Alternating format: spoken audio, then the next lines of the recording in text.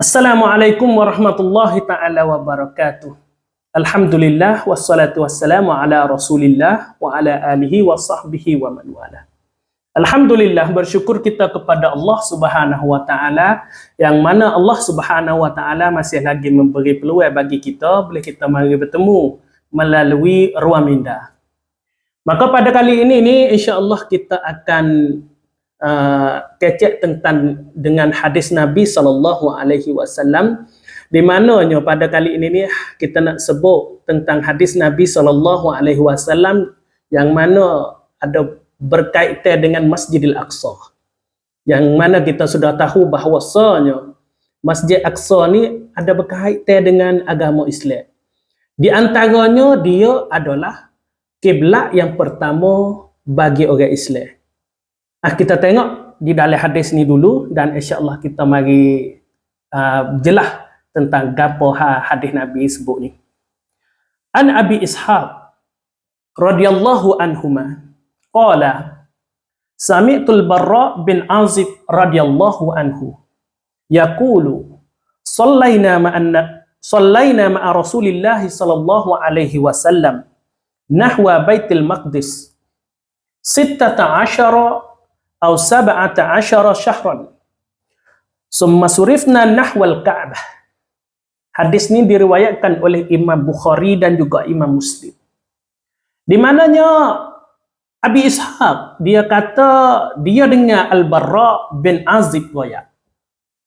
Abu Ishaq dia kata dia dengar Al-Barra bin Azib riwayat kata dia saat itu tu semaya bersama dengan Nabi sallallahu alaihi wasallam. Sallaina ma'a Rasulillah sallallahu alaihi wasallam nahwal Baitul Maqdis. Semasa tu semaya hadap ke Baitul Maqdis. Dia kata 16 atau 17 syahran, dalam sekitar 16 bulan ataupun 17 bulan gitu je. Summa surifna nahwal Ka'bah. Kemudian kami saat itu diwahyukan suruh paling daripada duk semaya hadap ke Baitul Maqdis, suruh paling semaya hadap ke Baitullahil Haram, iaitu hadap ke Kaabah. Ini hadis ni jelas bahawasanya pertama Islam kita semaya hadap ke Baitul Maqdis. Iaitu kalulah tengok daripada Barra bin Azib riwayat, dia kata 16 bulan sehingga siapa 17 bulan gitu ya. Yang mana dia semaya bersama dengan Nabi sallallahu alaihi wasallam dan semaya saat itu hadap kepada Baitul Maqdis.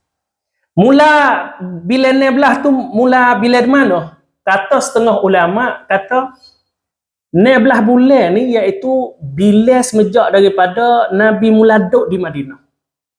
Setelah mana Nabi sallallahu alaihi wasallam hijrah daripada Mekah pergi ke Madinah, maka mula bila Nabi duduk di Madinah tu 16 bulan ataupun 17 bulan yang mana Nabi sallallahu alaihi wasallam semaya hadap kepada Baitul Maqdis bersama dengan sahabat.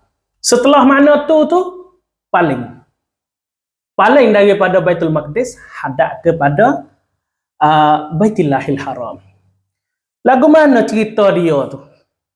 Kata ulama tafsir, ya kata ulama hadis banyak yang mengatakan mula-mula saat ni tu nak boleh Allah wahyukan, nak boleh Allah turunkan ayat suruh Nabi paling tukar kiblat saat ni tu, oleh kerana Nabi sallallahu alaihi wasallam sendiri dia rasa suka hati, dia rasa nak, dia rasa perasaan Nabi saat ni tu rasa nak semaya hadap ke Baitullah pertama kali. Seolah-olah kata Nabi sallallahu alaihi wasallam ni duduk gapo? Duduk berasa-berasa kalau semaya hadap ke kiblah rasa seronok gitu. Nabi sallallahu alaihi wasallam berasa gitu.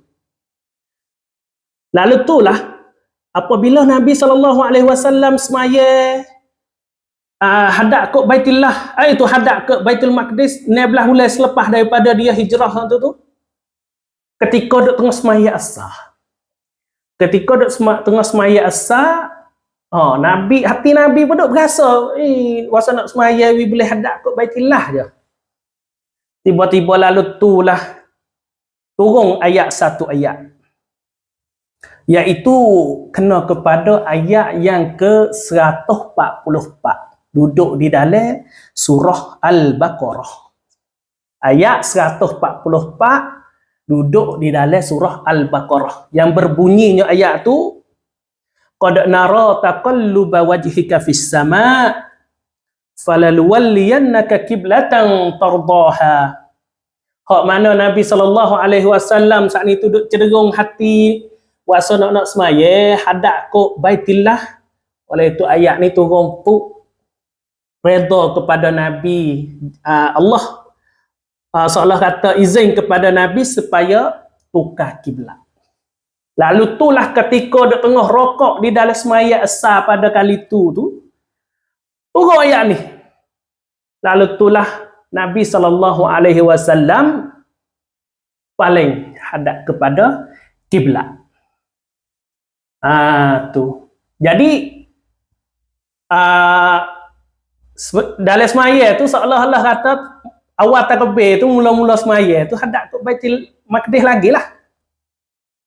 Bahawa ayat tu turun tu ketika Nabi duduk tengah rokok dalam semaya asar. Turun pun Nabi pun paling mengikut ayat tu. Dan setelah mana jemaah Nabi duduk semaya saat ni tu sudah siap gapo, maka ada seorang sahabat Nabi SAW tubik daripada masjid. Dia giroyak kepada ahli Madinah. Dia kata, aku naik saksi bahwasanya aku semaya dengan Nabi saat ni SAW semasa ketika rokok Nabi paling kepada Baitillah. Maka selepas pada ni makna kata kita semua ahli Madinah dan juga kaum Ansar kena semaya hadap kepada Baitillah dah lah. Kena semaya hadap ke Baitillah. Yang mana sebelum pada ni duk semaya hadap kepada Baitul Maqdis. Kalulah bila masa Nabi semaya hadap ke Baitul Maqdis, sejak daripada Nabi hijrah ke 11 bulan ataupun 17 bulan. Maka setengah ulama dia kaji gano Nabi SAW wasa cenderung hati nak semaya hadap ke Baitillah lagi pada semaya hadap kepada Baitul Maqdis. Sedangkan Baitul Maqdis Nabi pun biasa pergi. Nabi biasa pergi semasa Nabi Isra Mi'raj. Tetapi gano hati Nabi tu ketika semaya berasa nak semaya hadap ke Baitillah lagi. Kata setengah ulama dia kata kemungkinan lah Nabi SAW sudah nampak. Nabi SAW sudah tahu bahawasanya akhir zaman saat itu, satu ketika saat itu Baitul Maqdis akan jatuh bukan duduk di tangan orang Islam. Setengah ulama kata. Dan setengah ulama kata supaya Nabi dah tahu dah kata Baitul Maqdis ni akan jadi satu benda yang mana banyak kelompok duk berebut. Seperti mana yang kita boleh tengok pada hari ini. Lalu itulah cenderung hatinya Nabi nak hadap semaya kepada Baitillah lagi. Jadi kata setengah ulama lah. Yang mana kalulah kita boleh kaji di sini, kita boleh faham gano Nabi tu boleh cenderung hati nak semaya hadap ke Baitillah lagi. Fardu takdir. Kalulah kiblat kita saat ni tu tak ada pindah daripada Baitul Maqdis pindah pergi kepada Baitillah. Kalulah fardu takdir kita di hari ni dak kena dak semaya hadap ke Baitul Maqdis lagi. Apa nak jadi lagi? Tu apa kecap mudah agak kemungkinan jadi kiblat kita ni tak ada di tangan kita lah hari ininya. Ini salah satu orang panggil, salah satu pandangan ulama lah yang sebut, dan ini salah satunya perasaan Nabi yang mana Nabi sudah rasa. Pada kali ini sekadar ini saja dulu, insya-Allah kita terus mula. Assalamualaikum warahmatullahi wabarakatuh.